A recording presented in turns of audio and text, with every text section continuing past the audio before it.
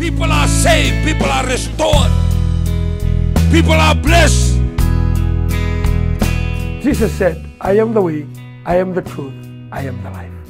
Are you lonely? Looking for the answer? Join us daily at 6 p.m. only on my TV.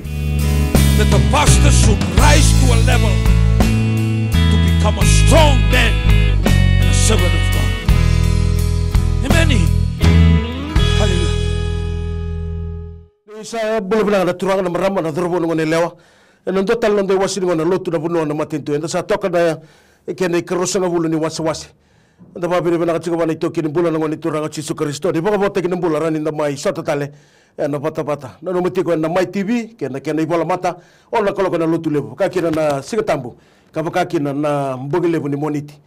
Da kita bakir talanga na wekanda na bese burubura ni mbulo binaka. Bano ni binaka tuani na iwasi ngo didi na ngono didi na singa didi na tabi ngarabi. Esa pa mbulo tuani na iwasi ngo na kabendende. Nonda bolua na nonda bikora wabiche ndol rawol sanga bulu kandua. Ni sta mbulo binaka na turang bali turang marama derbo ngoneleo. Na lamu ni mata onda kay bananda kuenda na numa sa chikin na kalima sanga bulu yambaki. Ni tungalal ni nonda mate tu onda ba beri binaka tikina na buku ni stongo lebu kabanga edori. Arabai tebi kena nonda mati tu na nonda panua kena ben business kena be songo lutu talanga enda maruta kada mai bang dindina taka enda sa laki sibitongo na kalima sanga bulu lembaki ni nonda tungalala ka tege mu na chini ka dio bit sanga bulu bina kada kabini kuwa enda na kita bang talanga nonda bulangi that's Bishop Peter Chong mai na lilini lotu na katolika viti na nonda panua enda kita be ko sa na kabini sambulu saka turanga Bishop ni bula sa soli sanga ngono moni bambulu birna kandaru. Ya, ni bulu bunak na warong cimai na nonda bunolo maningo viti, kinda ba kemni na program gorto waro takacu na my TV, pambimbi na nonda wanu nui masulak na nonda maten tu ni papata ni namba ki lima senga buli tunglal, nendo ndi na bunwa kile rokobi ki na ngalala kine tu ndoka ini tamat. Sebenarnya terus Bishop ninda reda sangat cikani na nonda berni datara sa kutsigani na ndaru taru na kabini ko na matang ni kuwa na kabini ko ni busata rede chiko na lutu sa ante desar ke na lako tomai bibi na no mundo songo lutu da rede sar ke na mai mbasi kana mbakio ya ke na biam baki sala ko mekina da busata tomengo da rede talanga nondo buruburu ento na lutu ngai serto bebe na tikina turanga Bishop iya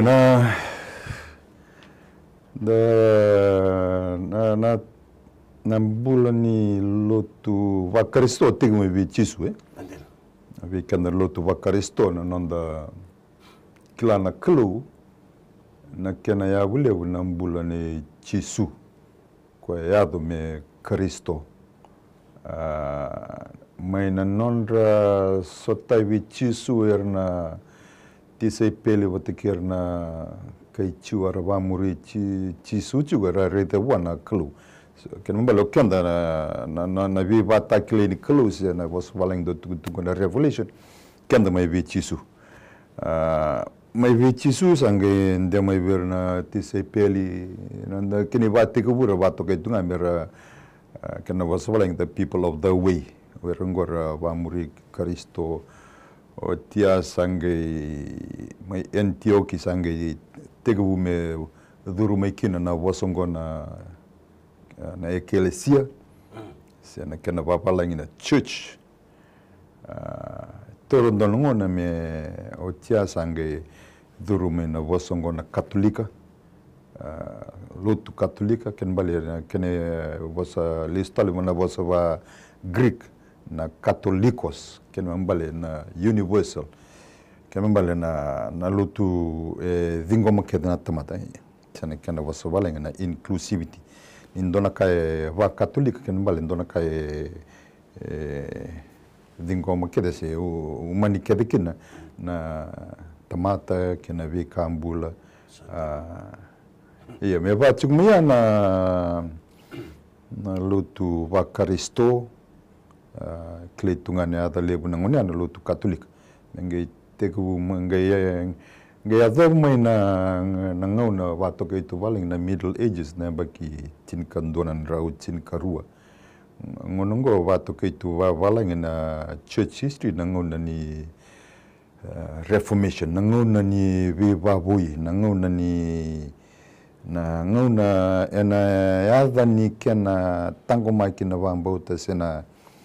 marui na yavundi ne vambauta wata kina vale lewa yadha tu vina lotu kwe ando chungamai kandre kina se sudumai kina sona lotu tawasi mai vina lotu katoliko vakaristo kwe ando chungamai kena yadha tu vala ngina reformation kena mabal chungana ni watiki Luther Martin Luther tega woko na Lutheran Church ndo versa ngana Martin tawasi maya nona vale wana lotu ngonia ni sabakai nda via bulia na viva klunga tegin turang iyo nda via rida tal chungana ngonongo dona ka wato kai chungana ngonongo na gospel of prosperity sa data ka bungo na lakme na viva klunga tegin turang iyo sabakai nda lile wana klue ya ndona mulmulu me adon dona ngonia wabu ni metawa steng meki no Luther ni vambimbita kwa ya enda na vambuta singi nonda dhaka vinaka kwa raukin nonda singi dhaka nga sena kanda dhaka me rauni nda koto meki na viva kalungata niklo singi da rauni vulia na viva kalungata niklo si moda kabangango sana lutumai na lako ruana ka rocho na sani vambu tendua na nonda dhaka vinaka works of charity se good works tu no chemes do telna sana vokambut ang meru lako bachu ya sondo rai vakuna vambuta so rai vena good works avakamenda ya kon kana malumulum chukona good works sabakanda lewana klu menda kenda takavungo na klu mesuli mingo kena mulmulmia ni alikana na vambota na lolo mani klu kwa lang mena vambota so ruana kango yang menda tararorwa ke bakanda vambota nga sengana dakadak sengata libina kaya so ngo ruana nda ruana naka wabuna me tawasten mikino Luther ndona beten lot katolika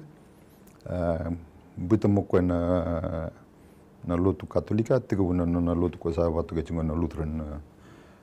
church otia sange bamba sikata range la tawstal mena lotu Anglican lotu Wesley kerna vi mata lotu me baka anda sange mi sanda range me retal tunga na kena tatawasi da kla ne voltam bisingi na kinikalo na menda duanga na unity ya dona kai vai butekitu na vuli ni lotu membeleta na vi mata lotu so ni burubura na Hindu na Muslim vaka reda kanda lotu vakaristo ndange sudu junga na rundo lembek sauti lebuna lotu makau sar tu sarameliu na vuli lotu Catholic membeleta na interreligious dialogue urna vuli na lotu membeleta na vi malui vateke na vi lotu taleso ertu na vaka na kalau esulia na ngalala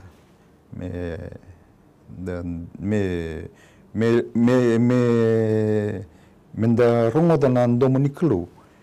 ena kena salanga eroni bosu mikina weekend na kelu ken bal na kelu singro ke wa bina kata na kelu menduangan lu tu ke ada ka wa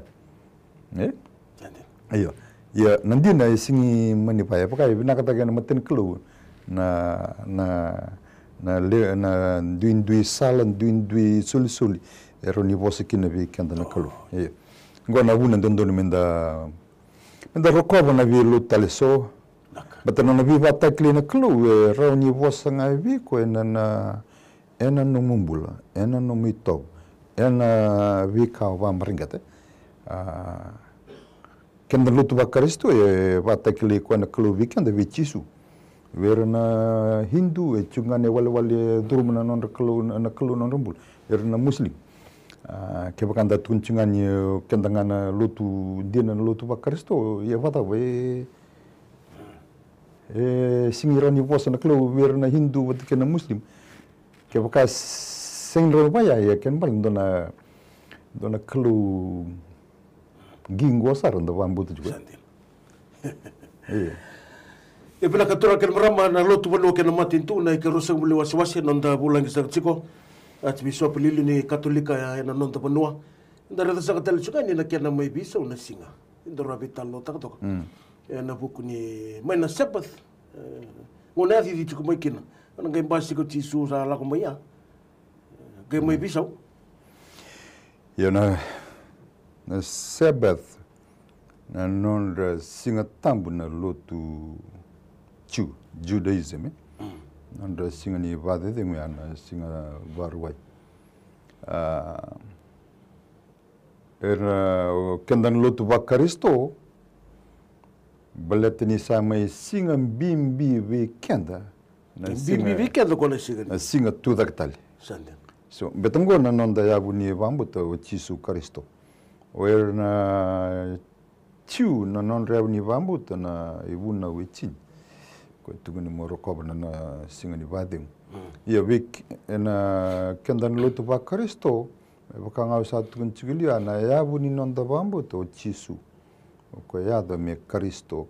na ken balbale na lumuti ni klo kongo ni vambul kongo na mesaya ko yala tek tu me ver na parfitilu nak me varambile vale nonda va kila na vosongo na Kristo do le weekend nda numani ngona karonia de Jesu Kristo se wataki chone dama me karo dunia de chone dama Kristo endona tutu endua lakumai ena kotome na Kristo ngo na kotome na kwena lumutini koloni vambul na mesaya ya nambula ni Jesu rokotaka nambula ni mesaya nira reda ngona irna tisa ipel ni Jesu na itobu ni Jesu nona ivata bubuli nona nambula nona tutakir na tamata malmalum kira tamate wala walda watake na kotamena we vambula ivambimbi nona va lesio talo Jesu se vambula vira nona wakila ni randona tamata nonda wakila ni uira indona tamat sulibir nambula sarangai reda wani chikupa indona kai kotama nambula wabu neke ne mera buta na vika ket mera sa muri kwa gona ya nonda bambo tani we chisio nyokoya na Kristo kwa vata kila weekend na klu yo beleta na yana ka lewe ado we Jesu ni salala ni bulbul sa tu dektale da tu sana ko kenda ni sa tu dektale na Kristo tu da ke mena ni sa ali ni bulbul ya wa usib sara na nona tu da ke ya non rambula na keichu endona bulabu sa danra ina non rambula andun do sara ya ngona kae na kamatalia sana kae sulia na vambota va Kristo na tuda kani Kristo sa maniado kina me singa bimbi na singa no tuda tal sana mani vande takerlo tu va Kristo me sa no singa sabato na singa tambungo so weekend na vambota va Kristo bleteni kambimbi tondo na singa tuda kino Kristo samani vato kengo menonda singatampo ya singindo me tuntugo enda rokoba nonda vambuta ke baka vato serga na vine nonda va muri ke baka nda vai utak nonda vambuta na lutu vachu okay waroi don tu vikem dona sing waroi vikem don lutu va Kristo blete na keni mbalenga visongo beteni bimbi vikem na tu te teleni Jesu Kristo amani vato kena singatamgo na mata ni singa ni mata mesa singatampo ni vate mai kembal singi yang amenda tu ni kwendo ni sale rondunduru wata usenga vina na yabu nambamba ke vamure na yabu ni vamba na yabu vayabu takina verna kaichu ya no singatampo ya weekend lo tu va Kristo na singa maten singa sa yado me singa ni sabato sabat se singatampo Sabna katura ken marama na ka rosa buli wasiwasi lotu bano ken matentu Dari sa tsangana mdo ya buni lotu rani ni pa madal madanga kini balelak. Ya buni lotu Katolika. Iya na sa wa madal taga valio kende kende lotu wa Kristo induanga nonde. Chisu na Kristo. Naka. But sa kwengo na wambo takede etu na indewan dewa vanga taga na klu me vata klikwe. We kende lotu wa Kristo o chisu na indewan dewa na nono vi vata kle na klu. Enda kila na klu mai ve chisu Kristo. Naka. Kwangora e vasu do makina na lotu kwa saya do tungo me lotu levu tondo na vurubura na lotu va Kristo. Gongo na yavu ni nonda vambo tekeda kenda lotu va Kristo. Na mbula na ni vata vulo Kristo. Ni sa singi tugo vi kenda na tamata o chisu Kristo sa tiko na nona vosa. Volei tiko ne voltam. Karuani nonda yavu. Na kai katoni se volai. Membaleta na mbula ne chisu na vavuli. Kena vambote. Sangai kembale. Na imate ni nonda yavu ni vambote. Nona vi vatakle o chisu. Me vatakla na Kristo. Kroni vatangende ni yavu ni vambote. Na voltam. Kembal kenda kenda na lutu wa Kristo ngona bono enda vaya uteki na nonda voltam na nonda vavu vulike na nonda mbula ke vakanda vekla na dava na mbal ndine na lutu wa Kristo enda na ravi na voltam ya etiko talanga na vuli ni lutu kwa vande wadi sombu mai na kana be tambana kede tormanda mai bena na teko mai ni lotu va Kristo na ivavu buli ni lotu na do vato kaitu na Apostles Creed na Nicene Creed ngo kwara vaya utikina na vambota ni lotu va Kristo meado sarmai na ngolongo na buli ni lotu vikito na lotu Katolika na vulia vande wadi somu mai vera na tuitambu se na pope se na vuli lotu volai vande wadi somai na ecumenical council ni songo ni vi vala lotu va Kristo e tutalanga na vuli lotu vande wadi somai ngotalanga iliundu ngotalanga rayavu ni nonda kila na klu betana klu e singi yalanga ni voltambu ke bakanda tuku ni kake de tuku ni voltambu ya na voltambu ada chunga na dona ndro ne empaki na nona mateo tisu na kai volaitu esa vatanga menda tuku ni klu ngonga na karunda kai na kai ndaru ni vola membeleta na klu ya sing me lele wango na ndo klu e mbula chu kembal na ndo klu e voso chugo weekend na vi me ata pasar na bi sing ndo mbula me ata mengo hotel na kai vata buli tu me ndo mbula na vuku ni lotu sandongai tobule vai vola taka na vika e via tunchu na klu e nonda bula ngota lendo na yavu nonda vambota na klu e vosa tuko na vi ngona nonda bula na klu e singi alani na nona vosa na voltampo mato weekenda levna lotu va Kristo e menda tuko na voltampo na uno ngani na yavu nonda vambota diana ia singo kwa todo bet ke basa tukun ni volta bunga na buno endareikina yanda sa vale le takasar kan takata ni klu me yalla ni veni volta be bet na klu embulat yalla ni klu was to weekend me bakanga rambuta vai bola na wer na bola ni volta bu na bos ni klu kan talanga runda vai volta kan ta we tukun chu weekend na klu na we watang ngin ngin sar non dambula ngotalinga ndona yavu ni vambota kitu na lutu Katolika ngondona sengolangan lutu Katolika ngongo na sa vuli na theology sa vandine randovat ni singero ni ndavali le takana kuku ni klu ina ndona me ni volta na klu yo vosu na vingona kedi randa vuli da me kia runda vai volta kana kai tu na klu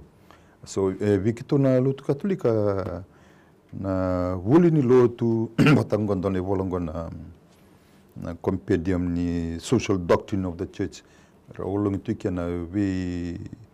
wuli ni lot membuleta na vika ke de tarana da bula nei valu na tiko vi so tu taki na bula vai lavo na bula va politiki na bono indondon me voskin na klui gongo na nonda ya buni vambuta mato weekend na volta pa ya na wuli ni lot ko vande wa sumai wat ke na klu e mbula tiko na nonda burungo nonda klu e mbula tiko na burungo ni covid-19 saya meronda vital nota ke na da butun tiko na klu kemban bale na ya bun nonda vambuta me bota tiko ne volta nonda bulo tu wat ke na kaya da tiko nonda mbula ne vision ke pakanda singin rete ke na klu ye endo nonde yala ni klu kwenda mbuli yang tamat sa sing kwenda yala ni klu iya e pena katura ke marama en lotu bono ke na matintu da babiri bina sa chiko na ililu ni katolika nonde bono na mai bulang sa chiko na kabini kuwa ngara chiko ni na solika ye na solika na tu na da kana bulotu na solika sa na ka watu ke na voso volang na stewardship na nonda vai te tekanda mbeleta na da ni klu kena wuli ni lo tu ka le sare singyang menda ka na klu sa sule weekend na vota weekend nonda loloma vai eu tekanda na vi soli merau ki nonda bula na ka ke nda tungo nonda buru soli klu kenda ndo ti na gele na wai na uda Suleiman klo na daka e vai abuta ke nandona kai Suleiman klo sandange vision tamat me raukin nondambula ya ke vakasa vai anona vaklunga tikenda klo sa tinga nondambula menda ndoleles dona tikini nonda nona tikini nona vivaklunga tikina klo weekend menda suleles wana klo meroni vator kina na daka me roni vati teke no na matentu ni klo sengni ko singi di boleh tu win dona lawa na kangu tiki ngani non dambula ke vaka usa mata te bina na kangu no non dambula va vicenda do vian dolia kat ngana kaket senda vian dir kin do lolo mata weekend dona ka enda na sanga menda sulele stalivir non da vingar ngari babu no vai utek mena kona visul silingo ni daka menyertu daka mendona dona yau sini dana via dirikelis ya anu da itu vata vanwa vatalanga kina wana klu singin dona kai volei tu me va lautaki tiginga ni bula ke baka indo sa va klu ngataki oi kona vina katamu valesio va na dona tigni vi va klu ngataki ameno na klu meroni va tore de takino na naka membeleta no na matentu na klu Una ka tura ke marama na lotu bono ke na matentu na eka vende ndani bolo na talanga na vese burura na bole na magitmai dara tal chunga na vingra min lotu so ngone so tabana rende ke na ndeke kitin bula vina ngone ndesa tiku kena so mbaka na be ka ndu sikina ndo du sikina na lotu so mbaka na be tikena na baya na na muni bilu teki sa chumengo ni rede ni ado mbasi ke chiko na me causa via va matala kine vale na non da lotu na vingaravi dave vatu levata na vingaravi ni lotu ya dua na me vaka tunchu ilia vida chuko na ya non da vambo tundone voltampo na vulnotu vata ke na mbula ndonya chu me vai mbale weekend na iba vuli Kristo sanga me vai mbale na ndombula ni ko singi sanga menda kotomu na mbula ni chisu na mbula ni ko ke baka mbula tu ni ko chisu na dhambe kana tu ni weekend na dhambe na tu ni weekend na ndraki ni to mate na covid-19 da dhambe na tu ni weekend na ngona nda via sole butati ngona nda tungalal wada bichu ni watange ndenga nda ngalal ngona ninda via reda na vingara vini lotu keda sa betana lotu kotomani mbalimbali me vai mbali weekend na mbula e bukia me daruni tu wana wate na mbula me vai mbali ye me vai mbali na lotu sayanga me ndambe sayanga me vosa sayanga me vital noa wate ke na ndraki ni mbula nda ndonia chuka kongona na ninda vital no takana vingara vini lotu ngona bunwe na bunwe nda na vital no kingo na nada vitun chuka nda vambuta ada bitu kene voltambe membaleta na ndraki nimbula dandonia chingo ana vingara vinda na buno inda na via vital no kene membaleta na vingara dangara vir chingo na tamata ra ndul maga chingo na ndrendre na rarawa na so na mara umbeaka na sina tawdok nembul ya ngona buno ndondo me nda bangole kina ke banda ninda via vital no tak na vingara vini lotu ena buro burongo me kun sanda vatam bagi do tunga ina mbula kandu na matentu ni kalu me lako mai nandale ni buro burongo kan bale na vingara vini lotu vidana kasa ndondo menda yan rekin ngongo do ngona matatak ngos na COVID-19 ayanga menda vital no kiana nda bambuta na daba so yolongi chigo bena COVID-19 go dona wala bena newspaper na mada south na kena vewe kani chigo na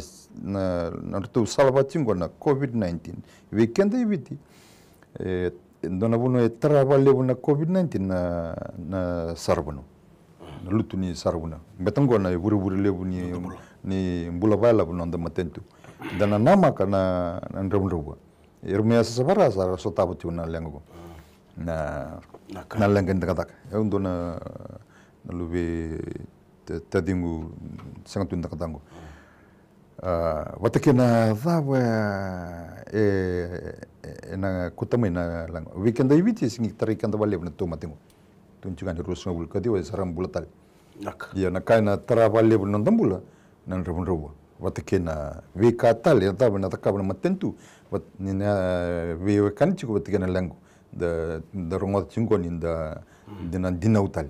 maybe na World Bank meroni woliana lango yango ndona kasang danangaru ngona kabatu kachiwalang na domestic violence wonu sangabul ka na pasenda na marama era sotaba chigo na ndrengo may bali via rua marama via tolo marama rua sotaba na ndrengo gotal ndona tigenlele bundondoni menda vingara kina na lotu na kena munduki na to borora may be kenda na tangan ya na kango lengo lebu sarchinga na songo na kautoki ndona vingara lebu sarin lotu sang menda nrabu ngono na katura kan marama ibu sot sana mai atobuki kiro koso na ngona ena kabirikua na mai daba tongona rongona na sabole turanga bishop ne lilini lotu katolika Peter Chong hada batal lamada katumai no menindo bigara bali patene tiri badi kebelaka de kalonga tani samode. People are saved, people are restored, people are blessed. Jesus said, I am the way, I am the truth, I am the life. Are you lonely, looking for the answer? Join us daily at 6 p.m. only on my TV. That the pastor should rise to a level to become a strong man and a servant of God. Amen.